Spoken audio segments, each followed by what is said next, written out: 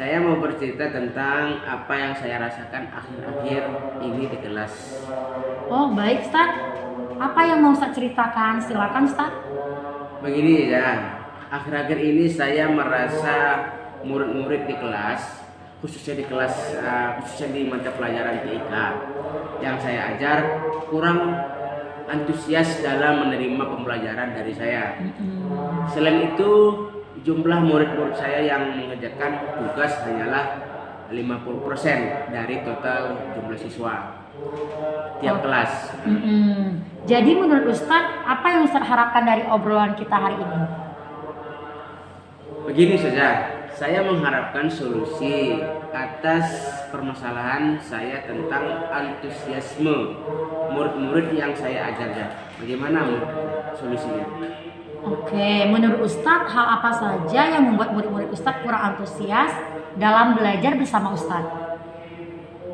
Kalau saya ingat kembali, hal yang menyebabkan murid-murid saya kurang antusias adalah yang pertama, pembelajaran saya sepertinya sedikit membosankan, terlalu monoton. Kemudian saya terlalu dominan untuk berbicara, kemudian bercerita di depan murid-murid saya. Yang kedua, saya tidak memberikan kesempatan buat murid saya untuk berpendapat atau aktif berbicara pada pelajaran saya. Oh begitu Tas. Kira-kira apa saja yang dapat membuat murid Ustaz antusias dalam pembelajaran Ustaz? Menurut saya, murid-murid pasti menginginkan pembelajaran yang asik, menyenangkan, tidak menonton dan tidak membosankan. Wah, saya sependapat dengan Ustaz.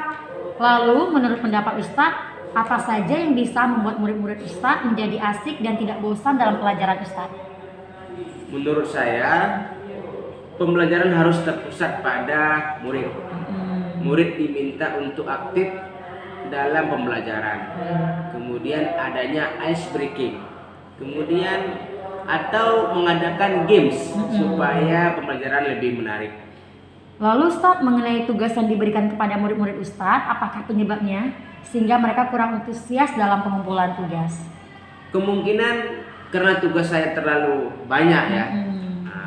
Dia kan mata pelajaran TIK, praktik, banyak tugas yang harus murid-murid kerjakan dan berisi banyak pertanyaan tanpa saya memberikan sumber belajar yang beragam dan mengasihkan.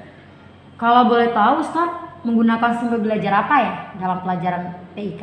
Saya biasanya menggunakan buku teks yang ada di perpustakaan misalnya, atau mungkin untuk mempel TIK saya membuat modul sendiri, membuat modul sendiri dan membuat materi sendiri. Kemungkinan materi ini yang tidak murid itu tidak merasa asik karena terlalu banyak materi yang harus dibaca gitu. Oh begitu. Ada nggak Ustaz sumber belajar lain selain buku atau modul yang Ustaz gunakan? Saya pikir banyak ya sumber belajar seperti video YouTube, artikel di blog atau di browser atau tulisan ilmiah di internet, atau bisa juga kita menggunakan aplikasi pembelajaran ya. Misalnya Ruang Guru. Kemudian media belajar yang sedang tren lah ya, seperti TikTok atau Reels di IG. Nah, betul sekali Ustaz. Saya yakin bila Ustaz bisa menggunakan berbagai macam cara sumber belajar, pasti murid-murid Ustaz antusias dalam pembelajaran TIK. Jadi sekarang apa rencana Ustaz untuk menyelesaikan masalah ini? Yang pertama adalah saya akan merancang pembelajaran yang mengasihkan dengan menggunakan sumber belajar yang beragam seperti video YouTube atau menggunakan PowerPoint interaktif dan TikTok. Kemudian yang kedua, saya akan memberikan berupa tugas saja, tidak terlalu banyak, yaitu berupa tugas praktik ya. Kemudian bentuk tugasnya juga sesuai dengan minat dan bakat murid-murid kita. Istilahnya saya akan melaksanakan pembelajaran diferensiasi sehingga murid tidak terkesan dipaksa, ya, tetapi mereka memang senang mengerjakan tugasnya atau praktiknya.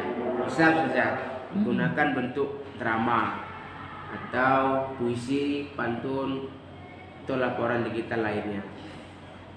Saya biasanya menggunakan buku teks yang ada di perpustakaan atau menggunakan buku modul yang sudah kita buat di sekolah. Oke. Nah, betul sekali rencana Ustadz. Mudah-mudahan berhasil ya. Selanjutnya apa komitmen Ustadz terhadap rencana ini? Saya berkomitmen untuk selalu membuat rencana pembelajaran yang mengasihkan, menggunakan banyak sumber belajar ya, untuk mengeksplorasi materi sehingga siswa-siswa kita ini dapat menjalankan sistem merdeka belajar atau kurikulum merdeka belajar, dan saya akan membuat murid-murid kita ini merasa senang, nyaman, kemudian dalam kegiatan eksplorasi materi, kemudian tanpa ada unsur paksaan.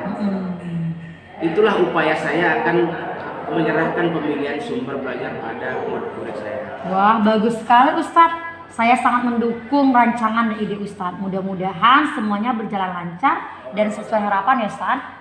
Terima kasih saja atas waktunya untuk sharing, berbagi. Mudah-mudahan kita selalu senantiasa diberi kesehatan, kemudian diberikan luasan pikiran, Amin. ide-ide supaya anak-anak kita bisa menerapkan pembelajaran ini. Oke, terima kasih sekali lagi Ustadz.